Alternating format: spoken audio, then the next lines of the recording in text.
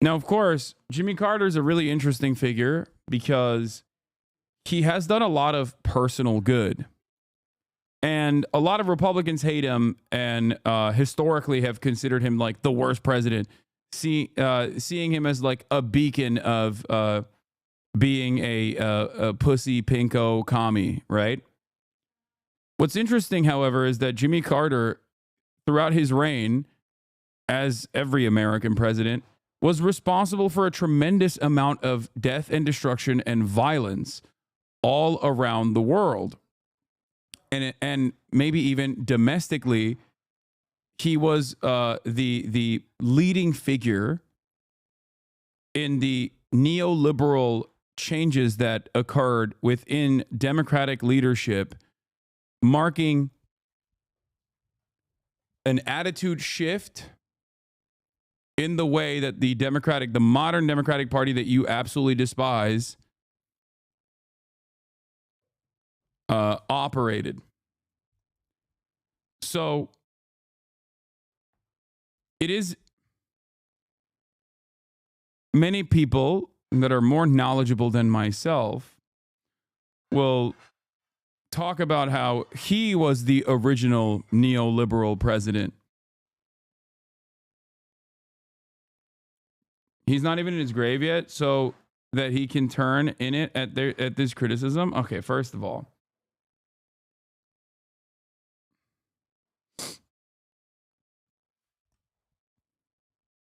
how did he die? The plane crash? No, I think he died because he was at the end of his life, dude. He was at 1 HP for quite a long time.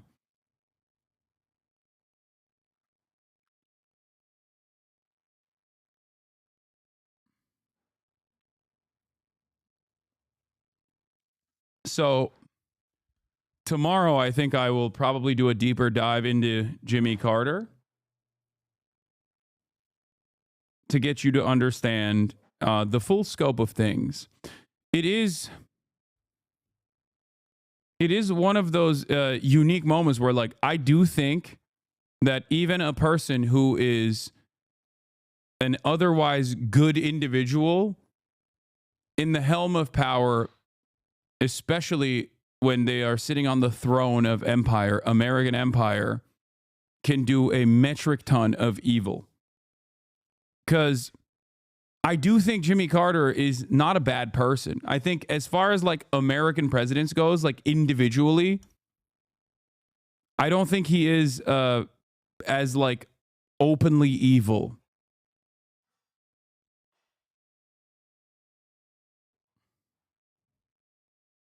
But given the role that he took on, he did a whole bunch of evil shit. He died because he couldn't handle Kamala's loss. He was supposed to get a cabinet position. Yeah. He was a war criminal like every single one of them after FDR. I mean, yeah. It's hard to disagree. Fuck him. No, as a person, as an individual, I think Jimmy Carter was a pretty good person. Like, he's not like fucking George W. Bush, like, where the humanizing component of George W. Bush is that he paints like he paints the dead Iraqi children that he's responsible for killing. Okay, you're absolutely wrong about this. Come on, dude.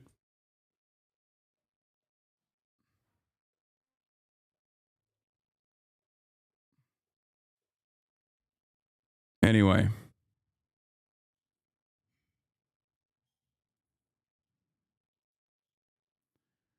Jimmy Carter was alive for both the rise and fall of Nazi Germany.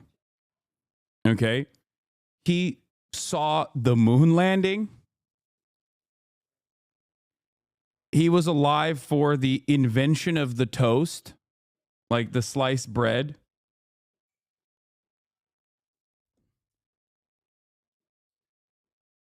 He was alive for the invention of the state of Israel.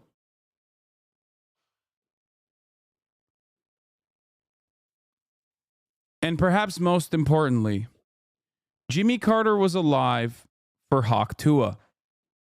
And I suspect he was also very taken aback by Haley Welch, also known as Hawktua Girl, pulling a rug pull on many Americans, including Jimmy Carter. Perhaps this contributed to his untimely demise at the age of 100. The Hawktua coin rug pull probably played a formative role in his untimely demise.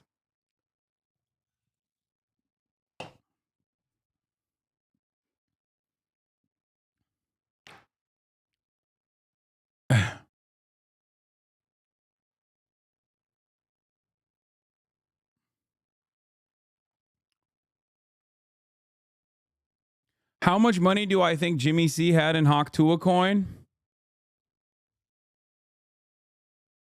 A lot. Far too much.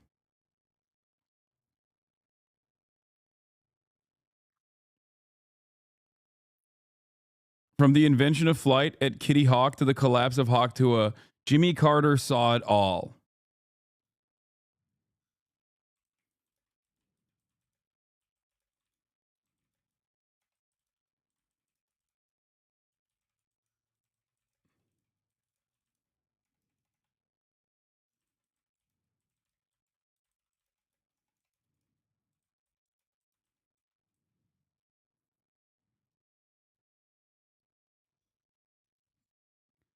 Is it fucked up if I say Jimmy Carter saw the rise and fall of Adolf Hitler and perhaps more notably Hawktua?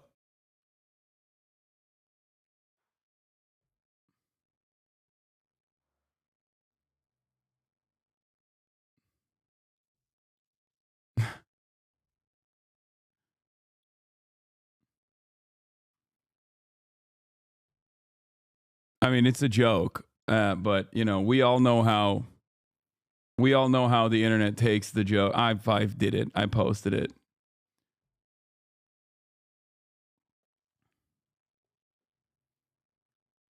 If heaven is real, Jimmy's farming peanuts for Jesus. I don't know if any American president goes to heaven, chatter.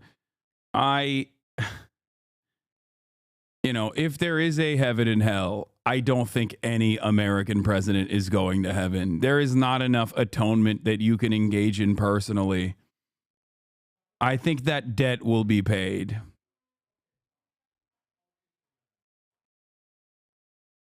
And yes, not even Carter, who did engage in a shit ton of good.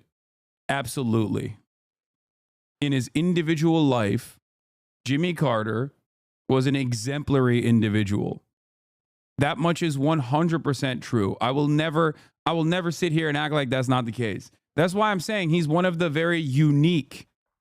He is a unique president in the sense that out of all of like the modern age American presidents, he is the one notable figure that comes to mind that actively, in a very hands-on approach, did good things. Okay? He did. Having said that, however, Ashtam.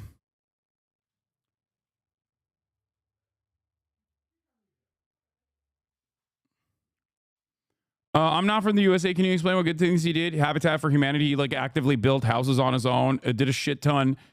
Set up global NGOs that still actively monitor to this day, like foreign policy initiatives from a much more sensible perspective, regardless of what he had done when he was in office. Hey man, hold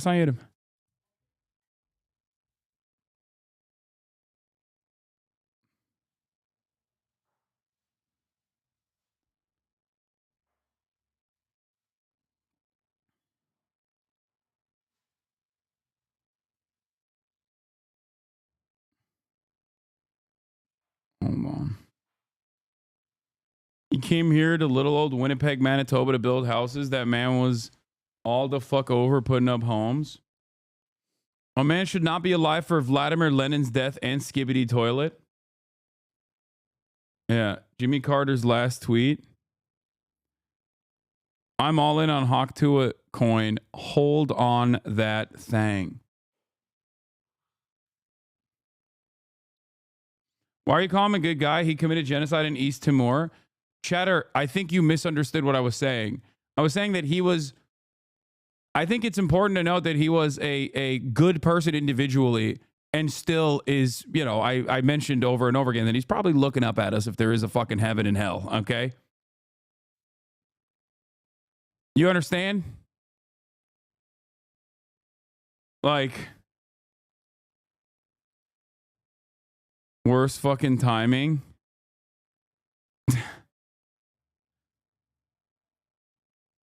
Some chatters need transcripts to reference because their ears do not work. Yeah.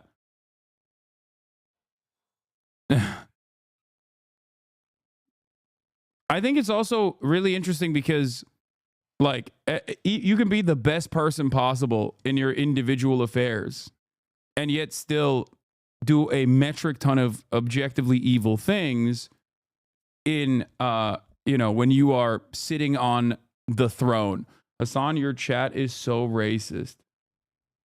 Okay.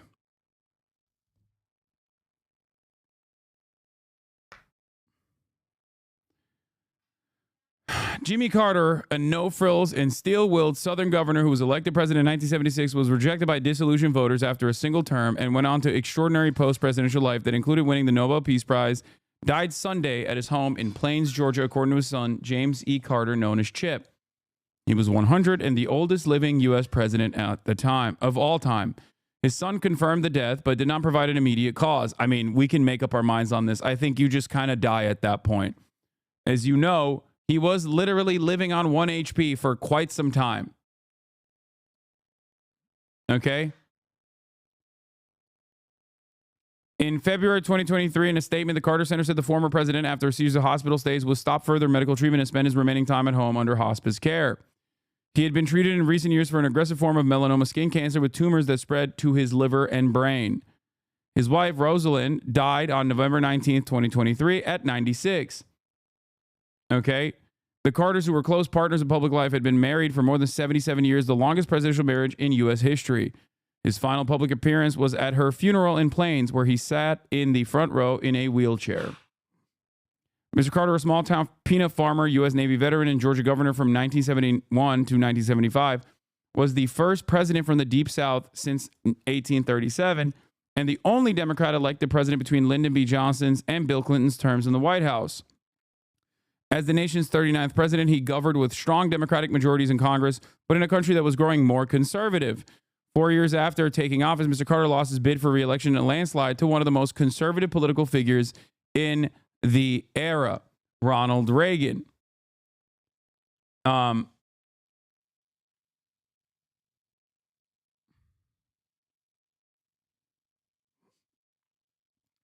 When Mr. Carter left Washington in January 1981, he was widely regarded as a mediocre president, if not an outright failure. The list of what had gone wrong during his presidency, not all of it his fault, was long. It was a time of economic distress with stagnant economy and stubbornly high unemployment and inflation. Stagflation, connoting both low growth and high inflation, was a description that critics used to attack Mr. Carter's economic policies. In the summer of 1979, Americans waited in long lines of service stations as gasoline supplies dwindled and prices soared after the revolution in Iran disrupted the global oil supply. Carter. So Noam Chomsky, this is a very famous Noam Chomsky bit where he just like in the shortest terms, he just like goes over some of the war crimes of every single president. For those of you who are confused about like what Carter has done, this is just foreign policy. We haven't even talked about like domestic policy and how some of the initiatives laid forth by the Carter administration basically supercharged or at least provided reasonable ground for the Reagan administration to come in and turn America into the shithole that you know and love. So Carter increased as the Indonesian atrocities were increasing. They peaked in 1978. Carter's flow of weapons to Indonesia increased when Congress imposed human rights restrictions. By then there was a human rights movement in Congress to block the flow advanced weaponry to Indonesia.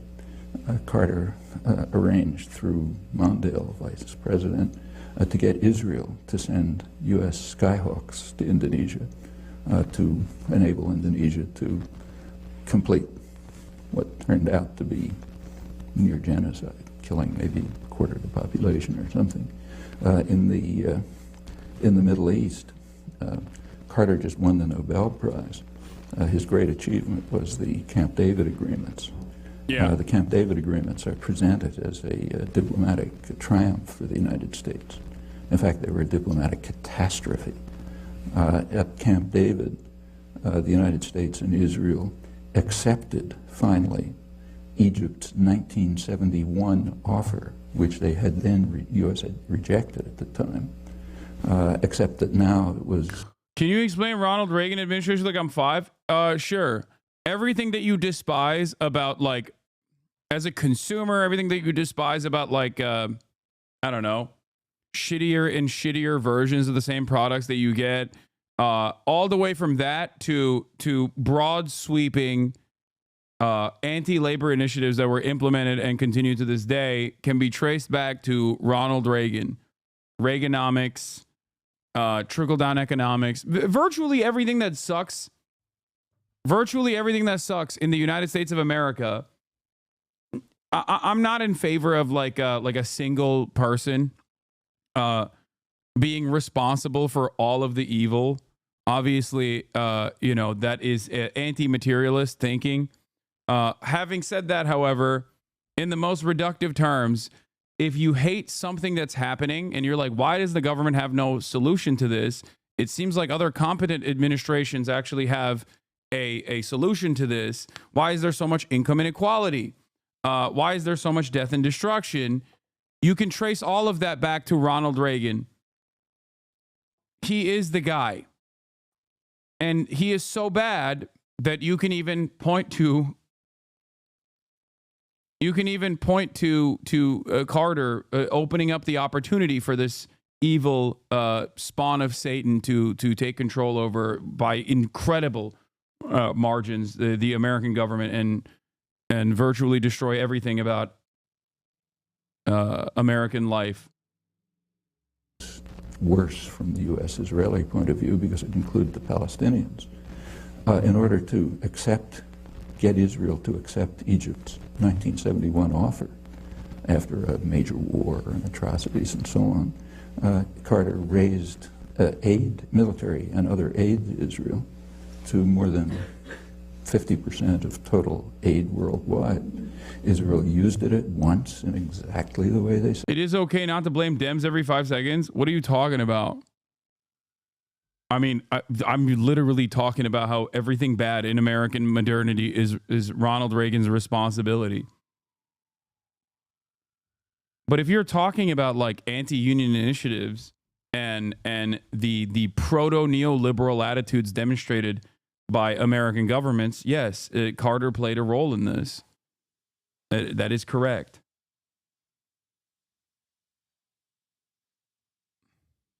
Said they were going to do, as every sane person knew, as an opportunity to attack their northern neighbor, first in 1978, then in 1982, and to increase integration of the occupied territories. And that's for starters. We can continue. Reagan? I don't think we have to talk about that one either. I mean, Reagan is the first president to have been condemned by the International Court of Justice for what they called the unlawful use of force, meaning international terrorism in the war against Nicaragua. Again, that's just for starters. They also, the Security Council endorsed it in 2 resolutions, both of which were vetoed by the United States. Bush won. Well, I don't agree that all presidents are in hell. What about the guy who did the checker speech? He seems pretty wholesome. What? So Jimmy Carter, regardless on the initial opinions on Israel Palestine or what he did, once again, I must I must repeat my original position that, like, post-presidency, he had a lot of prescient takes on Israel. Apartheid is This is one of them. is exactly accurate. You know, Here he is on Democracy Now! In 2007,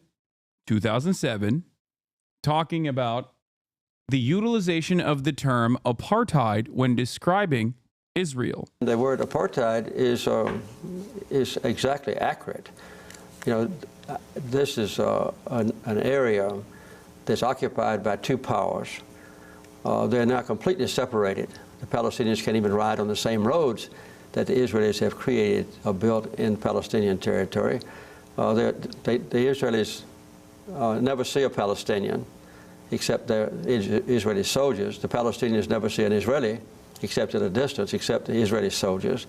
So within Palestinian territory, they're absolutely and totally separated, much worse than they were in South Africa, by the way.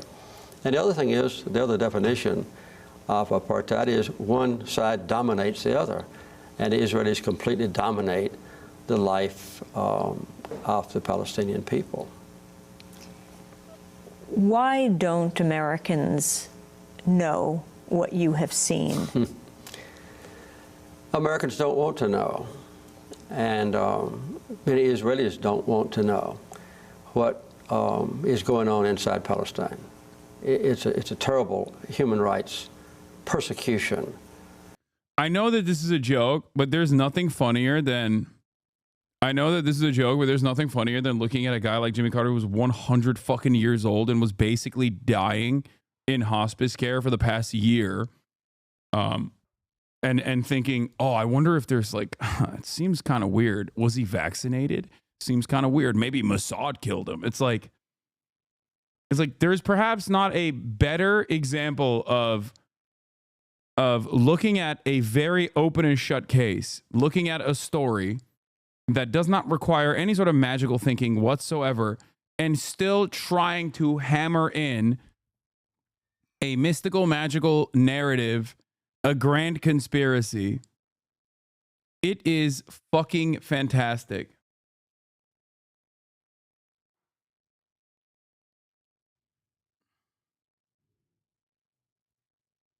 That is far transcends what any outsider would imagine. Jimmy Carter's conditions were, so dire that I feel like if someone killed him, you would consider it like, active voluntary euthanasia at this point. It's just like no one would be like, we got to litigate this. And there are powerful political forces in America that prevents any objective analysis of the problem in the Holy Land. I think it's accurate to say that not a single member of Congress with whom I'm familiar would possibly speak out and call for Israel to withdraw to their legal boundaries or to publicize the plight of the Palestinians, or even to call publicly and repeatedly for good faith peace talks. There hadn't been a day of peace talks now in more than 7 years. So this is a taboo subject, and I would say that if any member of Congress did speak out, as I've just described, they would probably not be back into Congress the next term. Oh my God, that's so loud. Holy fuck.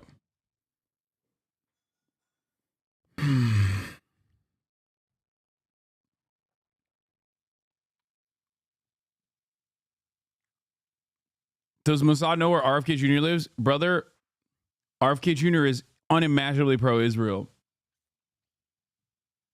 It wasn't just him. Even his Secretary of State, who was Mika Brzezinski's father, is known for being outspoken on Palestine. Yes. I mean, but this isn't even like him being outspoken in a pro-Palestinian way. He's just like literally relitigating the falsehoods that Joe Scarborough was presenting. Okay?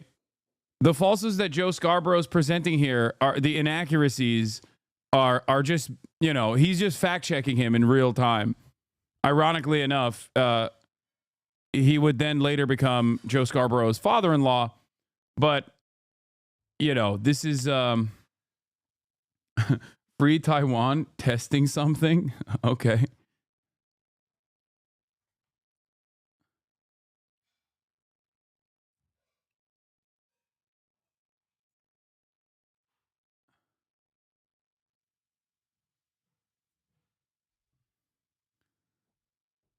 Now, Zbigniew Brzezinski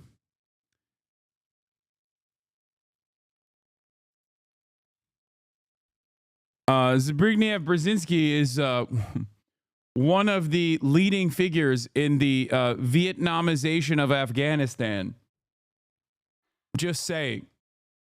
So if you want to tie that back to like 9/11, for example, you want to tie Carter back to 9/11, there's opportunity for you to do so.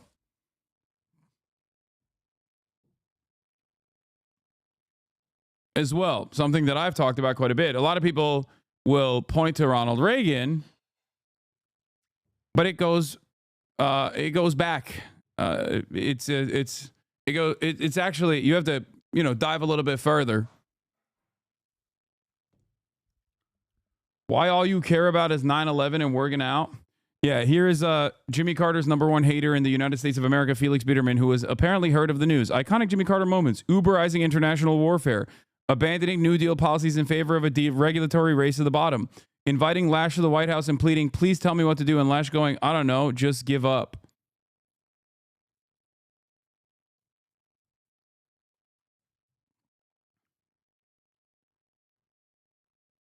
Why you wear so many necklaces? What?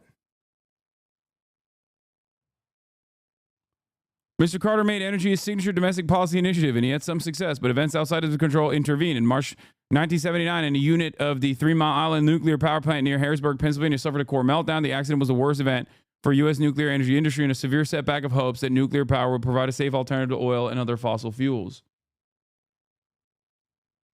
Mr. Carter's fortunes were no better overseas. In November 1979, an Iranian mob seized control of the U.S. Embassy in Tehran, taking 52 Americans as hostages. It was the beginning of a 444-day ordeal that played out on daily on television and did not end until January 20th, 1981, the day Mr. Carter left office, when the hostages were released. Now, what's really interesting about that process is that, you know, that was another... Remember when I talked about fucking Donald Trump cutting a side deal with Benjamin Netanyahu? Yeah. No, it's just sauces, Mom.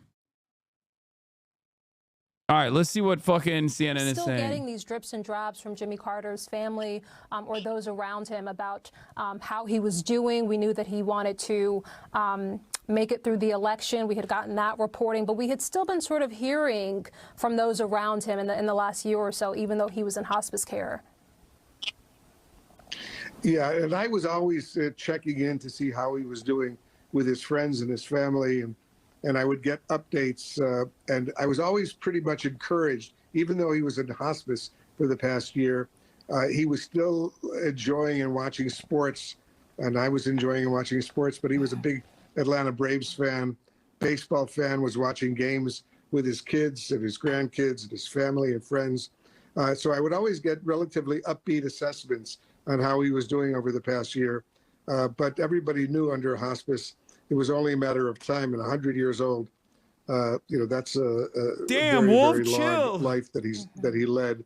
So we all anticipated it was only a matter of time, and now it has happened. And I think I speak for so many of our viewers in the United States and around the world when I say I want to express our deepest condolences to his loving family. May he rest in peace, and as we say, may his memory be a blessing.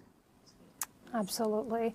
And as you mentioned, his family, I think it was his grandson, Wolf, that we saw at the DNC over the summer, as you point out, as we sort of had gotten these, you know, these stories from those around him. Wolf, we appreciate you being here. Stand by for a moment if you can. I want to now bring into the conversation President Carter biographer Kai Bird. Kai, do I have you? Yes. Yeah, just top line reaction. You know, as Wolf was just saying, you know, the former president was in hospice care. He had recently celebrated his 100th birthday. It is still, nonetheless, really shocking news. Well, it is a long life, over 100 years. Yeah, I don't really but he care. was Like, I don't feel relentless bad in when a everything he did 100-year-old in his dies. life. Like, I don't know. I mean, they did it. They maxed I would out. argue, as the biographer who spent 6 years You know what I working mean? on his life, I don't know if I'm weird is about the this at most all, but it's intelligent- like, dude, if you lived to 100 and you died around your fucking loved ones, it's like, what? You did it. You won. Like, what are we fucking doing here, you know? You made it. You maxed out. That's the fucking hard cap. That is the hard level cap on life, okay? There is a finite amount of time that you could be alive.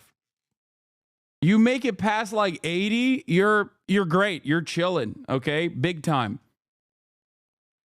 Does that make sense? Like, I don't know. Maybe I sometimes come across as like indifferent when I'm covering stuff like this, but it's like, I don't know. Maybe it's weird for me to not feel some type of way about this. Maybe I'm supposed to feel bad, but I can't. You know, he lived a long ass life. He got to do a whole bunch of shit. A lot of bad as well, considering that he was, you know, once again, the president of the United States of America. It just comes with the job, comes with the territory. Anti-union initiatives, creating the groundwork for Ronald Reagan and neoliberalism, but from the Democratic Party side in terms of domestic affairs. But then also, when it comes to foreign policy, continuing American death and destruction, continuing American empire. What good did he do? I mean, he built houses and shit. Like, he's like a nice person overall, and has been a longtime advocate for Palestinian emancipation. There's a lot of stuff that he's done post-presidency.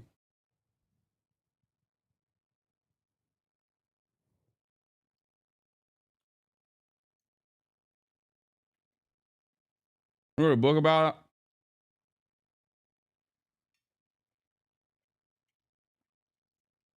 it. Your 21st book, Palestine, Peace, Not Apartheid. Let me read from page 215 of your book. A system of apartheid with two peoples occupying the same land but completely separated from each other. Like his org, the Carter Foundation is like one of the few shockingly I would say reasonable American foreign policy institutes out there. Having said that, of course, he, once again, controlled the reins of American empire. So he still did a lot of, metric ton of evil too.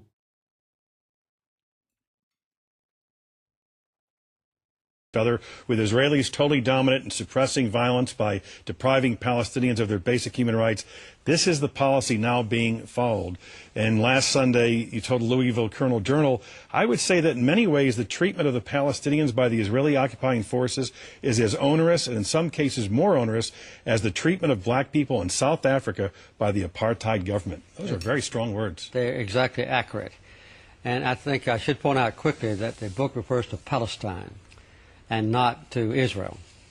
And I also make clear in the book that the apartheid that is perpetrated now on the Palestinians in the occupied territories is not based on racism. It's based on the desire by a minority of Israelis for Palestinian land.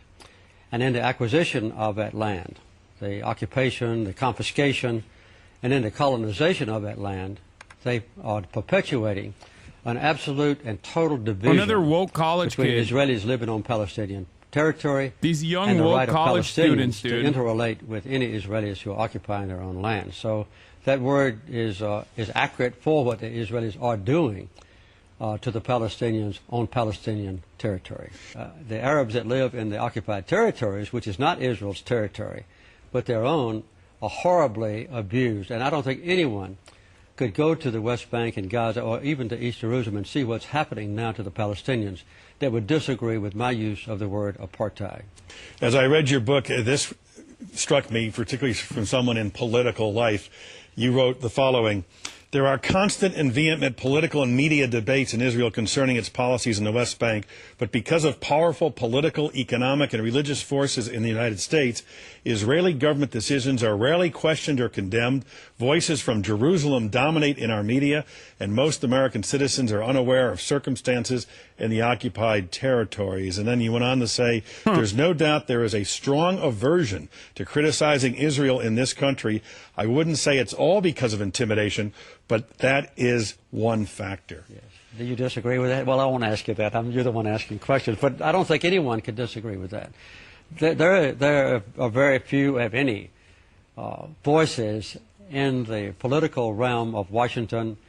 Do you understand why I'm saying it's complicated and I'm not like immediately running the classic, like, he's a ginormous piece of shit line? This is part of the reason.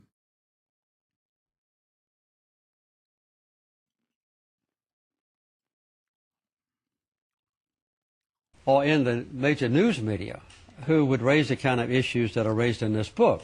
Why?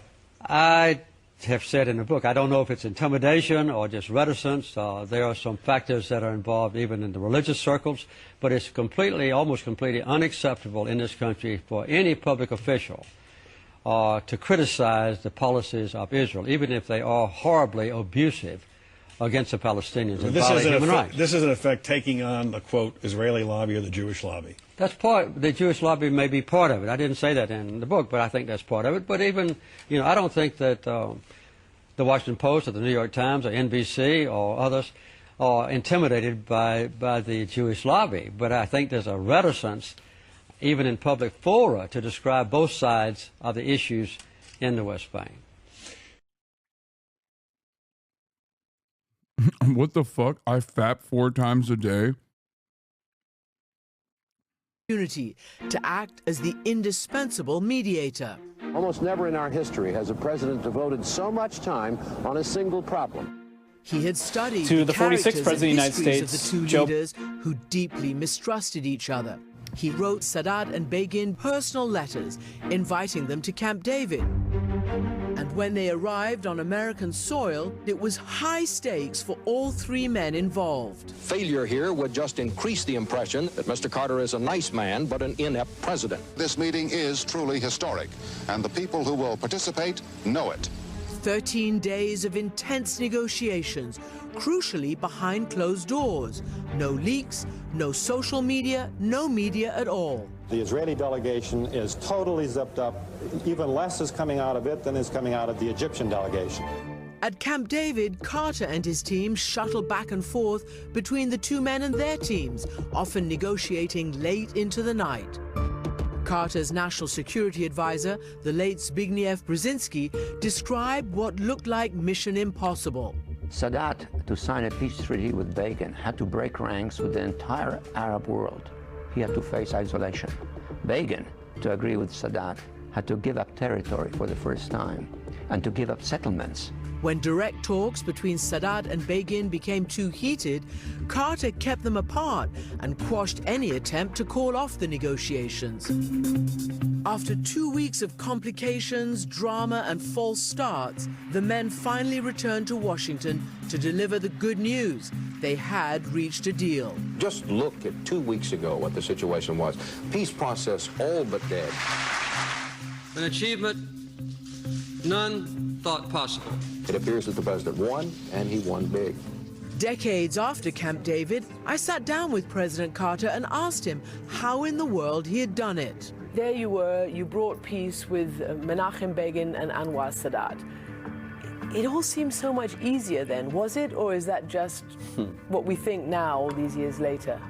I think it was much more difficult because I was negotiating between 2 men whose nations had been at war 4 times in just 25 years.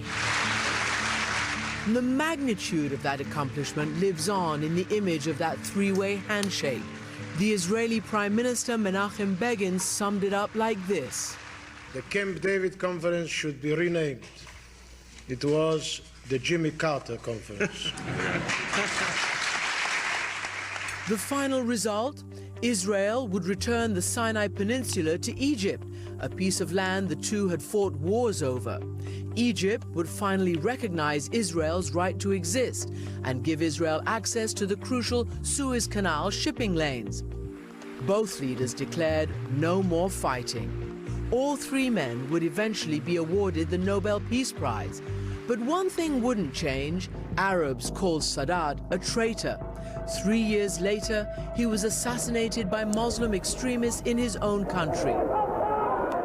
Still, many years later, President Carter told me that he was proud of this first peace deal between Arabs and Israelis. The peace treaty that was negotiated between Israel and Egypt over extremely difficult circumstances was beneficial to both sides, and not a single word of the treaty has been violated. It was much more difficult than the altercation between the Israelis and the Palestinians is today. And that conflict, the one between Palestinians and Israelis, still rages on to this day.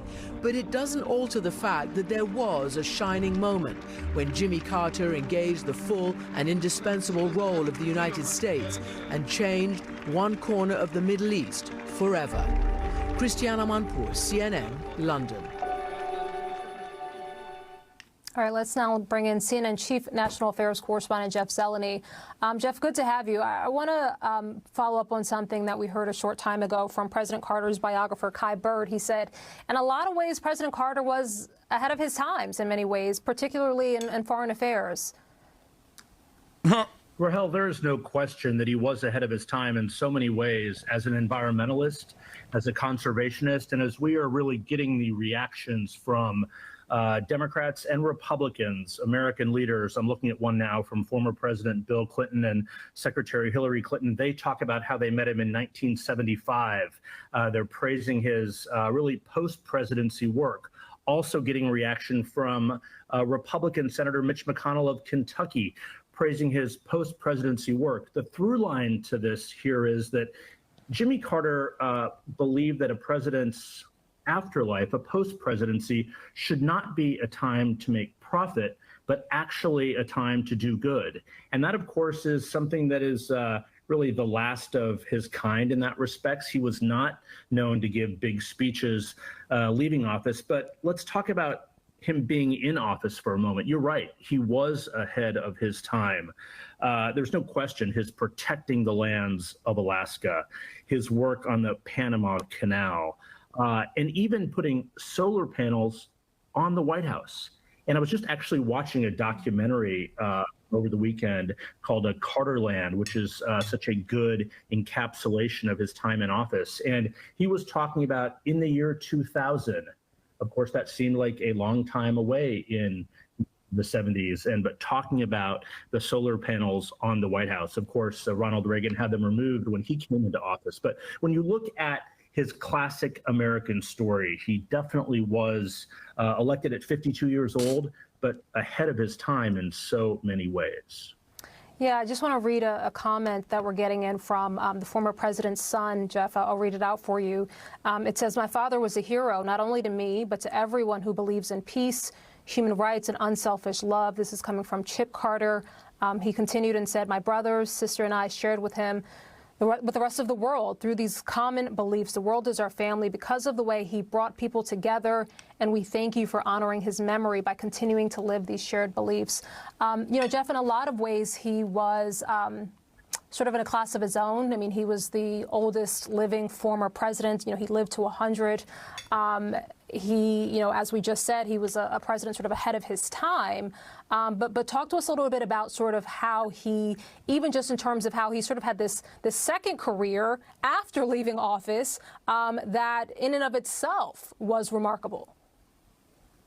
Well, it absolutely was. I mean, he, you know, was elected as a fresh face of the South in the wake of Watergate and in the anger from Vietnam. If we think of every presidential election as a series of, you know, a linked chain of events, his was a reaction to the Nixon administration and the Ford presidency and the anger in the country over President Ford pardoning Richard Nixon. So he was the agent of change at that point. But of course, the economy and so many other things got in the way. And his advisors at the time said, "You're doing too much." Yes, this was in my predictions for 2024. Perhaps some of this for the second term. Of course, there was no second term. Ronald Reagan handily defeated him. But I think going back to Jimmy Carter, he had if you look through these documentaries and if you walk through the Carter Center in Atlanta, as I have several times, the pictures in the Oval Office as the buck stops here.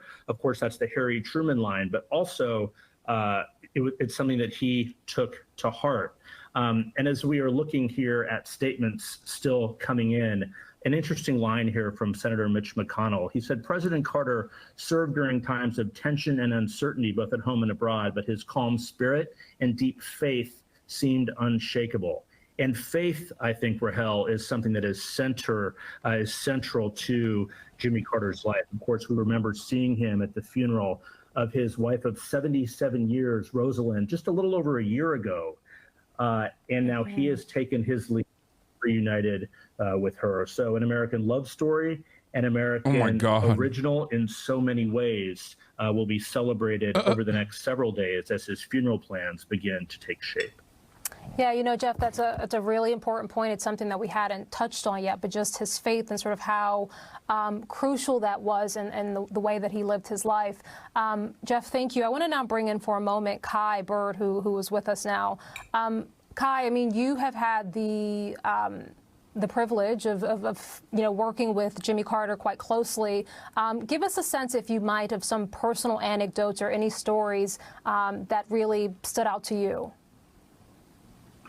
Well, you were speaking about Camp David and his intervention to achieve a peace treaty in the Middle East.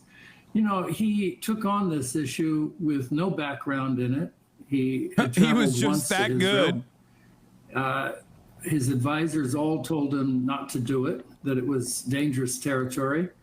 And yet Carter, you know, was a very well-read man, and he thought he was the most intelligent guy in the room, and he could educate himself on this issue. And he just decided, this is something that is really important to do, and I'm going to use my powers of the presidency to make something happen where no one else has been able to go to that territory. And over the objections of Zbigniew Brzezinski, his national security advisor, he organized this Camp David retreat and invited Anwar Sadat and Menachem Begin.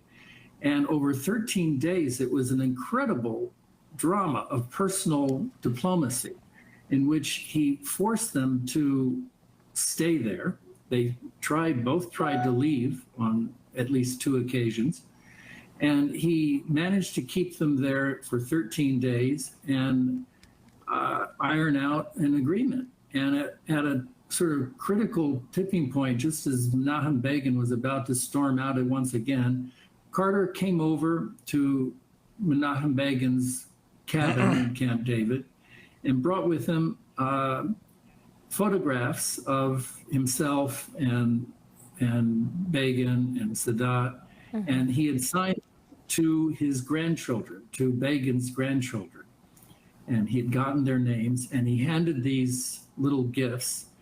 And this caused the very stern and staid Begin to break down and start weeping because Carter had inscribed them, you know, for peace for our grandchildren. And this was sort of brought home to Begin that he was missing an opportunity. And at that point, he said, okay, I'll go back. I'll negotiate one more round with you. And out of that came the Camp David Accords, which are still in effect. They brought peace between Egypt and Israel. And yet there was a missed opportunity because Carter always believed that he also got the outlines for a peace between Israel and the Palestinians as well. And that, of course, is a very controversial argument that historians are still trying to figure out all these decades later. Yeah.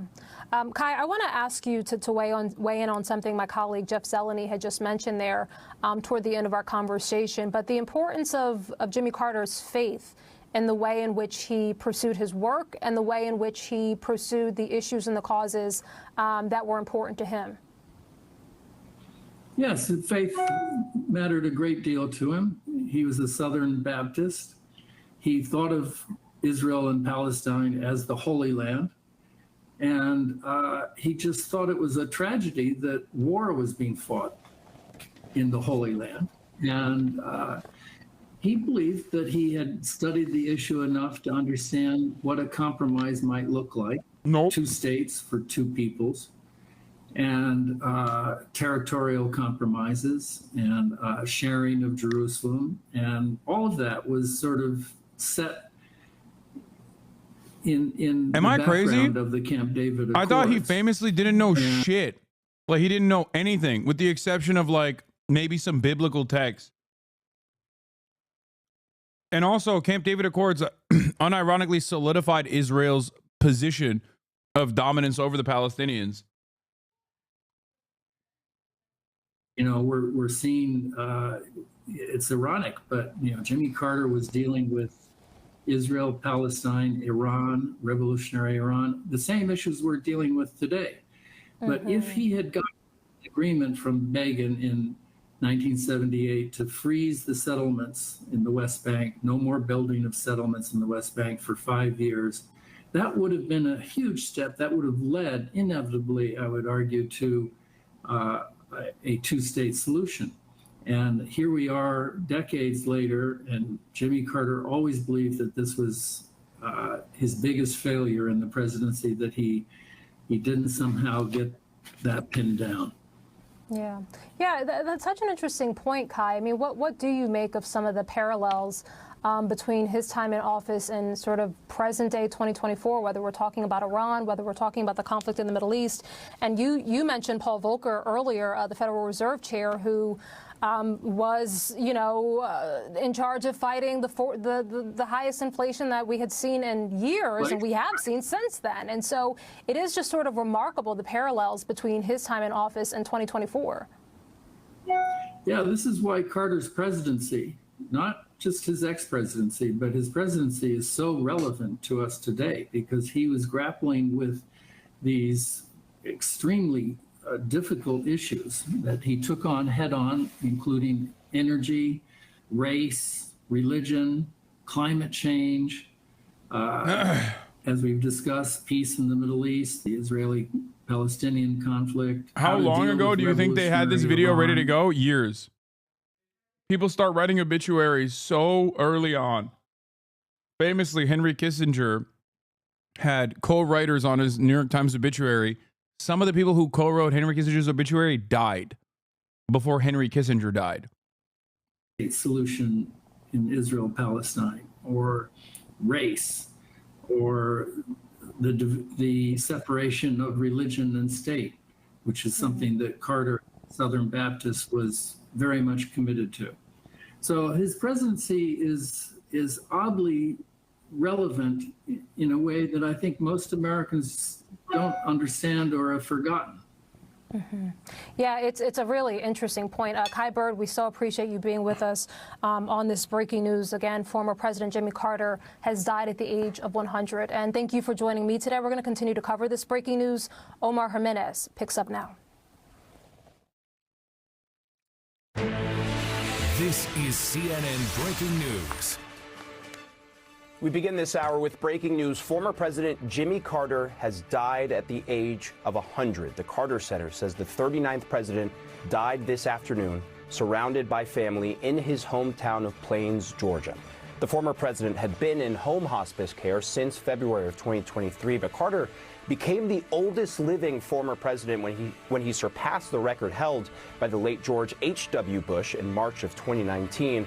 Carter, a Georgia peanut farmer and a lifelong Democrat, served a single term as president from 1977 to 1981, losing a re-election bid to Ronald Reagan. Now, his presidency was defined by blows to America's economy and conflicts overseas, But his most enduring legacy came after his presidency, winning a Nobel Peace Prize and redefining himself as a human rights pioneer. Joining us now, CNN's Jake Tapper takes a look at how former President Carter spent his long life embracing faith and how it shaped his life and career. I, Jimmy Carter, do solemnly swear. Jimmy Carter faced the American presidency the same way he faced nearly everything else in his life, with unflinching faith. I have just taken the oath of office on the Bible my mother gave me just a few years ago. And as Americans looked to President Carter to lead them, President Carter looked to God for guidance. With God's help, and for the sake of our nation, it is time for us to join hands in America. As a devout evangelical, the pride of Plains, Georgia, was active in his hometown church well into his 90s. Well, thank you for coming this morning. Both as a student of faith and as a teacher. My father was a Sunday school teacher. He taught me when I was a child. I still teach Sunday school when I can. A commitment to God and family were long-held hallmarks of the Carter home. The scripture was part of his daily childhood life. Every night at supper, they would not only say the Lord's Prayer, but would read the gospel. When Carter left home for the Naval Academy, his faith followed. He would spend his weekends on leave doing Bible classes, tutoring people in scripture. He talks about Jesus Christ all the time. But in 1966, the lifelong Christian came to question his beliefs, his faith shaken after losing the Georgia governor's race in the primary. I really felt let down by God.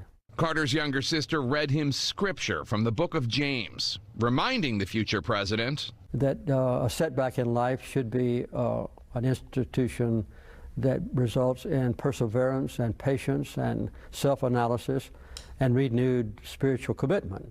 She made him into what evangelicals called a born-again Christian.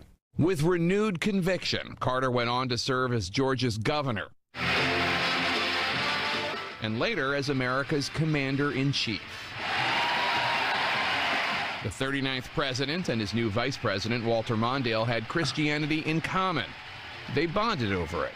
I grew up in a minister's family, and he recognized what I was about. And I think that's one of the things that pulled us together. It was also one of the qualities that helped Carter become the first president to welcome the Pope to the White House. Let all of us here of every faith stand as one under God for peace and justice and for love. The president's knowledge of world religion played a key role in his brokering of the Egypt-Israel peace treaty in 1979. Yeah, using a religious framework to try to solve a colonialist conquest is fucking hilarious. Like there you go. Oh, it happened already. It happened for Carter as well. The thing that I was talking about with respect to how sometimes you have people who outlive their obituary writers. What the fuck? Why can't I actually move this? Here it is. Jimmy Carter outlived one of his obituary writers. Peter Baker is the chief White House correspondent for the Times. Roy Reid, who died in 2017, was the Times national correspondent who for many years covered the South. Yeah, obituary writers sometimes like start writing the obituaries so long ago that like they fucking pass away before the subject dies. Namesake Carter Center touched the lives of millions. Well, the work at the Carter Center has been, I'd say, more personally gratifying to me. Founded in 1982 as part of his presidential library, the Carter Center has worked to ensure the fairness of more than 100 elections in nearly 40 countries. Low-key, one of the most like pro-Venezuelan institutions in America. Guinea worm that had long burdened parts of Africa. Guinea worm is probably one of the oldest diseases remembered by human beings. It's in the Bible. We think it's a fiery serpent. For his work, Jimmy Carter earned the Nobel Peace Prize in 2002. In addition to his philanthropic work, Jimmy Carter was a prolific author. He published more than 25 books touching on his belief in God, country, and kindness. You only have to have two loves in your life, he wrote, for God and for the person in front of you at any particular time. The person with Carter most was his wife, Rosalind, who worshiped alongside him for more than 7 decades. When I'm overseas, or when she is, we read the same passage in the Bible, and we kind of, communicate silently.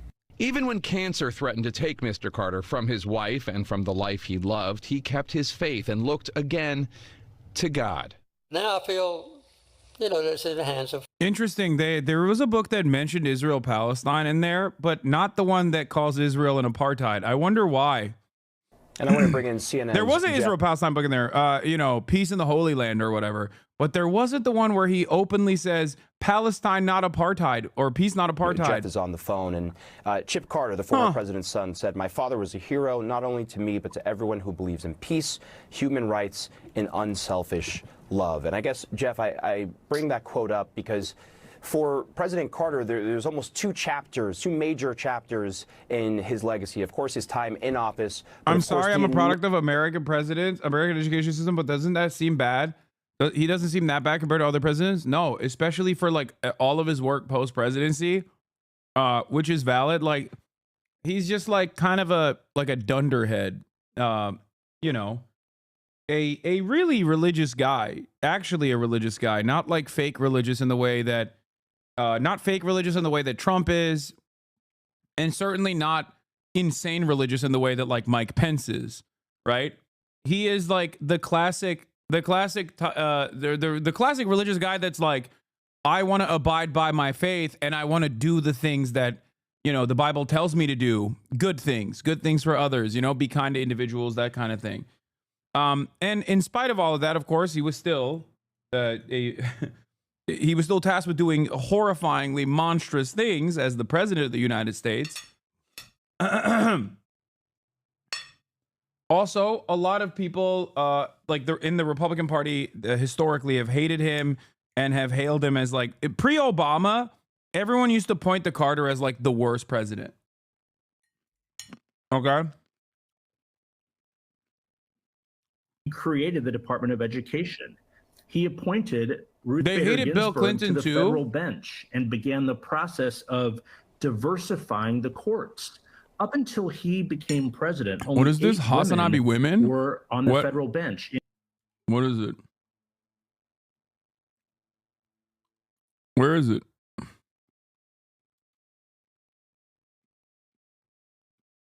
Oh, it's just showing different recommended articles. Let's see if I can find it. It's probably a meme. Let's see what the meme is. Search meme. What was it? Hasanabi women? Oh, this is it.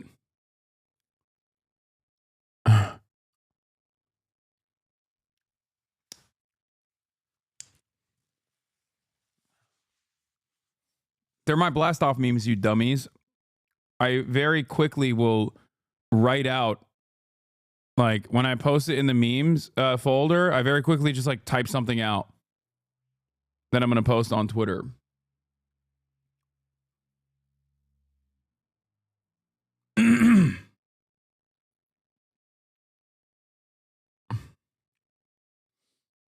Where's the Dua Lipa one?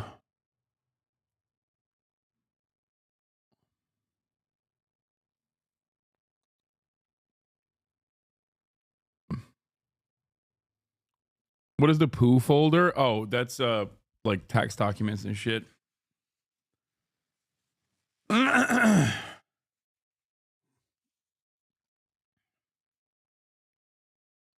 You accidentally showed your short stack goblin porn? Yeah, I don't fucking watch porn on my work computer. And I also don't download porn. I feel like downloading porn is degenerate shit. Like, I feel like that's the first step towards becoming like an actual gooner porn addict. Like, I've never watched a porn where I was like, damn, I really need to save this. Like, I don't know if I'll ever be able to have access to this again. You know what I mean? Maybe I'm wrong. Maybe I'm a Philistine.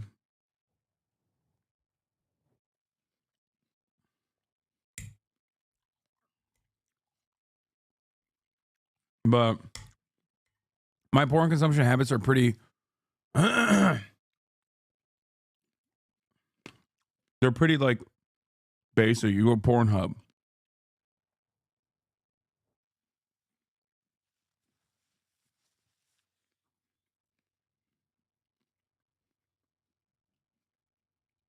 Like back in the day,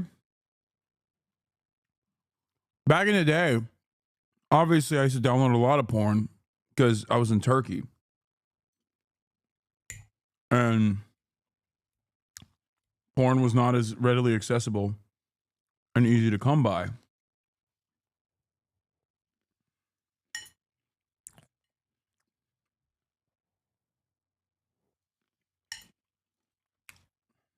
But now, it seems crazy.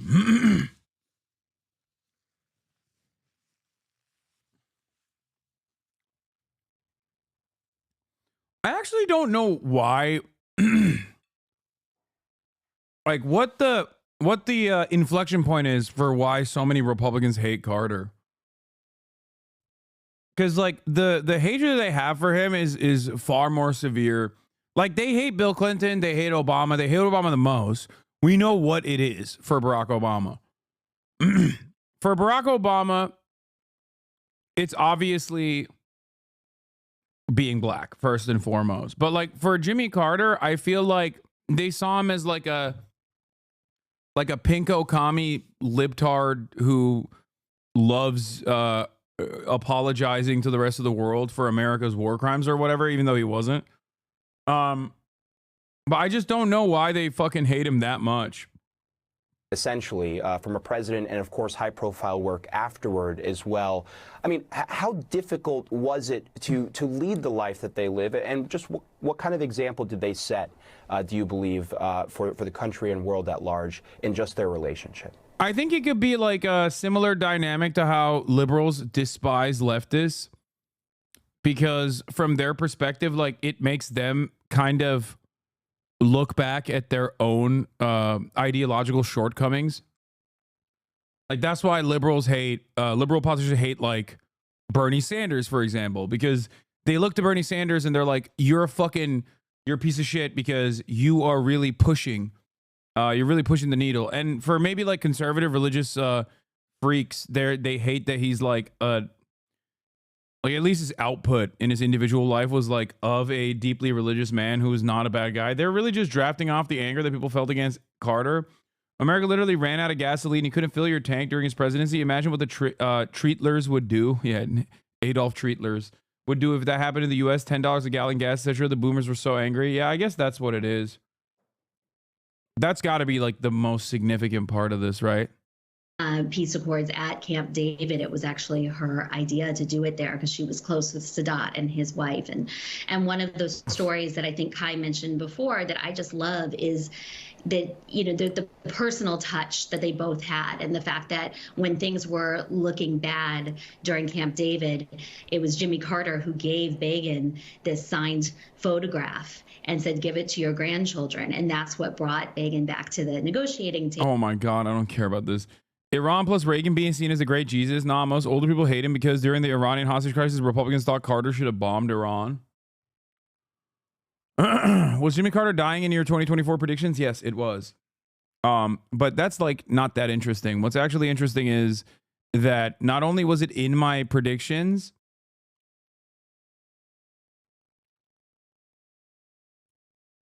it wasn't in just my predictions, but I literally said a couple days ago. I said a couple days ago that that you know, there's still time for the year to end when people were making fun of me for predicting that Jimmy Carter would die in 2024. That's what's interesting about it, I think, or at least somewhat interesting about it, is that like he did do a buzzer beater.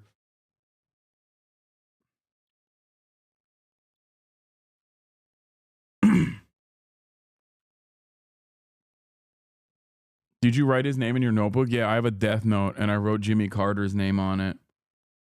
That's fucking crazy. All right.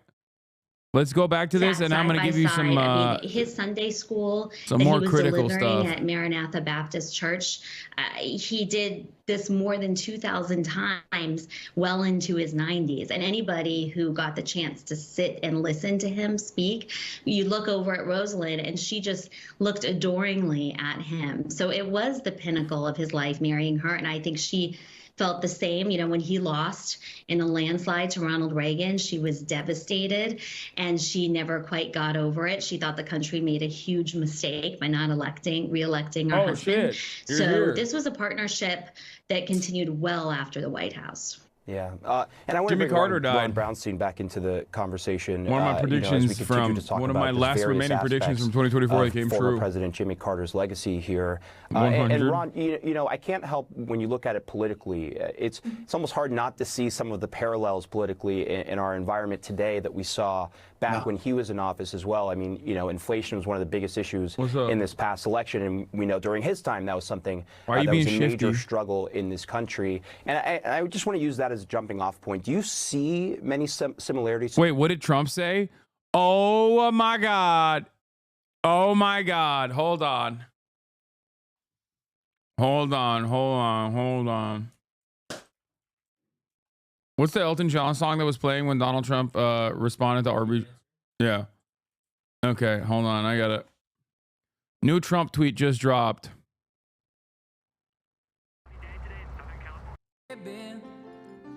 Yeah. Hold on. Yeah. You want to come read it? Okay. Hold on. We're not going to do this yet because I'm waiting for Alexander Lolo to come and read it.